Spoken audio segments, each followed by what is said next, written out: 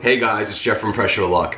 Now, we are living in times, as you might have seen with my penny penne pasta recipe, where prices are nuts. Inflation is the worst. It's tough. Eggs, oh my gosh, have you seen those eggs? You think what the price of eggs are, they were laid by the giant in Jack's Kingdom and they should be golden or something. But I got you covered for the next recipe. No eggs. Something incredibly simple. In fact, this recipe shouldn't cost you more than $5 and it should feed up to about 6 to 8 people. Oh, is that even possible? Well, you're gonna see for yourselves that it is. Today we are making a classic vegetable soup. Just a simple vegetable soup that's gonna be rich in flavor on a budget to savor. You'll never realize that flavors so deep could cost you so cheap. We're gonna be doing it in the Instant Pot, 4 ingredients. That's all it's gonna take, 4 ingredients, and it's gonna take practically no time at all. It's probably the easiest recipe that exists, apart from just making hard-boiled eggs. But eggs right now, eggs are they're a little pricey. So let's focus on vegetable soup. In fact, this is so simple, I actually have every one of these ingredients in my house as it is. I always keep some diced tomatoes, tomato sauce, frozen veggies, and broth around. But to prove to you how cheap this recipe really is, truly $5 or even maybe a little bit less, we're gonna take a little field trip to the supermarket to ShopRite. ShopRite and always save. I do love me a ShopRite. So bring your recyclable bags and let's push the wagon, or the cart, or the buggy, depending on where you're from. Let's go. Okay, my friends, since seeing is believing, here's how to make the easiest, cheapest vegetable soup ever. All I want to do is add 6 cups of broth to the pot. I'm using vegetable broth because, well, vegetable soup, but you can use any flavor broth you want. So let's talk about broth for a second here, all right? The best value you're gonna find is better than bouillon. It's $4.99 for a jar of broth base, okay? That's 38 servings, it's a concentrate. 1 teaspoon of this plus 1 cup of water equals 1 cup of broth.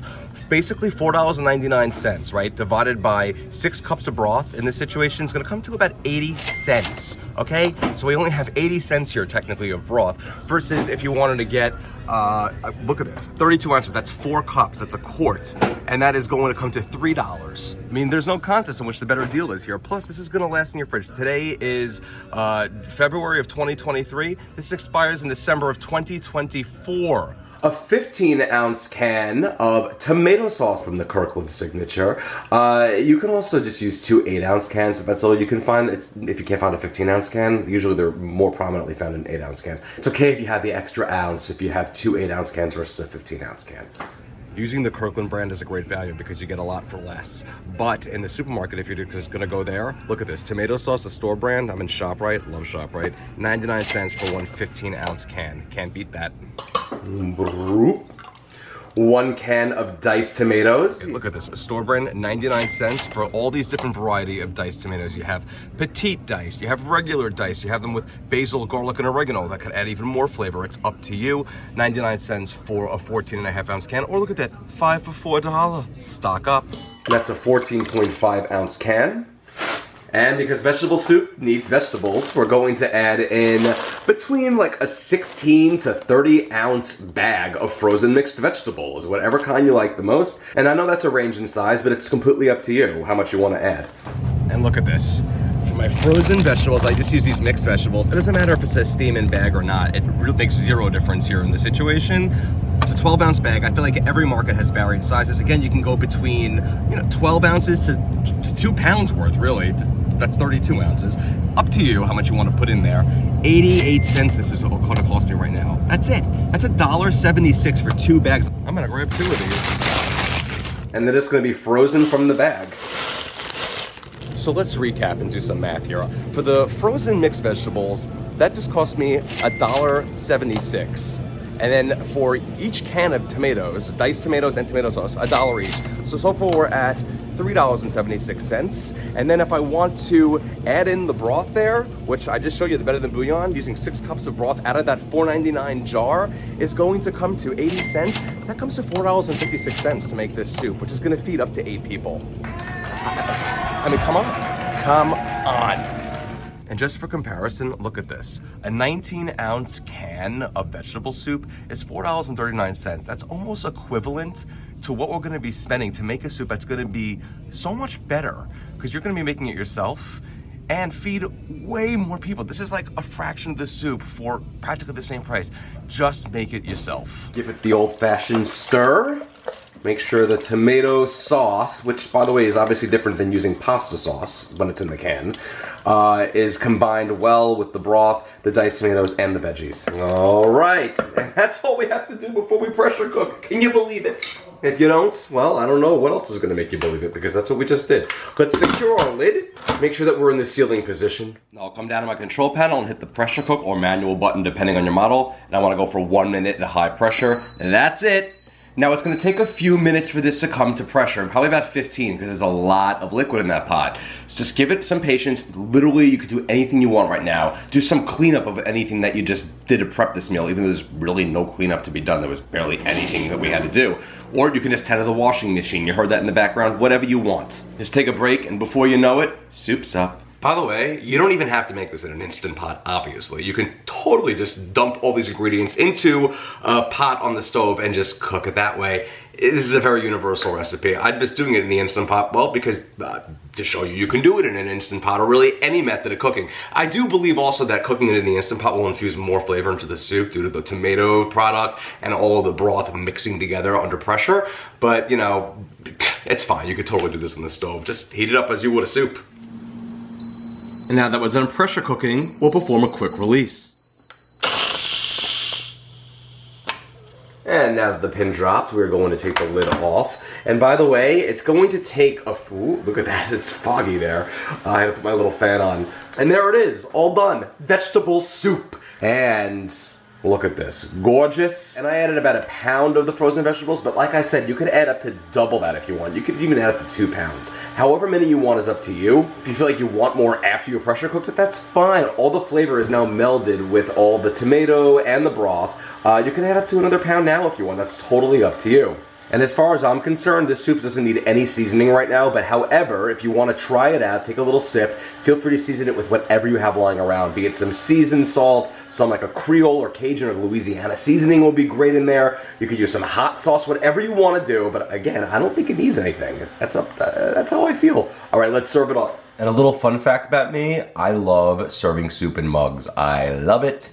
And this is gonna be so easy to sit on the couch and just, you know, carefully, of course, eat it with a little spoon all curled up on a chilly day. Whether you're feeling a little under the weather, whether you're feeling the weather's chilly, it's all gonna work out perfectly in a nice little mug here especially.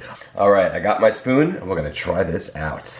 And all right, there is my vegetable soup, my $5 vegetable soup. Look at this, I'm gonna look at this. That is so perfect. I didn't add anything to this other than broth, tomato sauce, not to be confused with pasta sauce. The tomato sauce is in the little can, diced tomatoes, and some frozen vegetables. That is all that I added. I don't need any other seasonings as far as I'm concerned. The tomato really takes care of that, the tomato sauce. But oh, look at all these veggies in here, looking so good. This is way better than any canned vegetable soup. It is so comforting. And again, slurping it.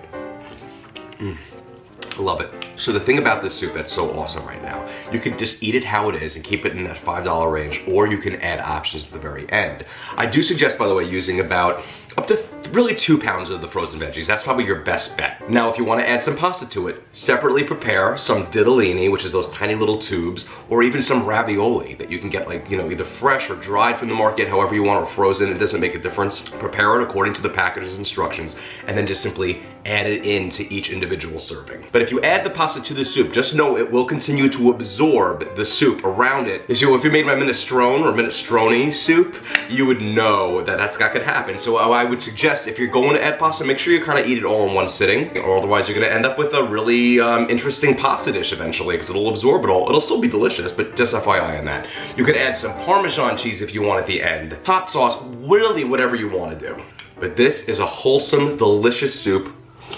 And if you want to cut back on some sodium, You can use a low sodium broth. You can use a no salt added diced tomatoes or tomato sauce or low sodium of those variations. It's completely customizable, and that's what I love about this $5 vegetable soup. I feel like it's the kind of soup I would have when I was a kid, and I just loved it, except it's so much better than having it from a can. So this recipe is really all about budget, simplicity, and shortcuts. And what better than to have a moment to talk about my new cookbook coming out in April of this year, of 2023, April 11th, Super Shortcut Instant Pot. It is the green book. It is my 4th Instant Pot cookbook. I also wrote some other cookbooks. I have the yellow one, which is the Simple Comfort Step-by-Step Instant Pot cookbook, the blue one, which is a lighter book, and the original, the OG, the orange one, which is one of the biggest selling Instant Pot cookbooks ever, if not the biggest selling Instant Pot cookbook ever. And if you want to follow me on some of the social channels like Facebook, go to facebook.com/pressureluckcooking. Give that page a like. Make sure you see first or your favorite or whatever they change it to these days. Also make sure you follow me on Instagram and YouTube at pressureluckcooking or at pressureluck. You just look for it, you'll find me. Thank you so much again for watching, my friends. And the next time you want to make an outrageously simple yet flavor-loaded and nutritious vegetable soup that doesn't cost much more than a few dollars, well, try my vegetable soup and I can guarantee you, you're gonna holler. This is some good soup! Alright, this is some good soup though. I don't even have to holler about it. Enjoy.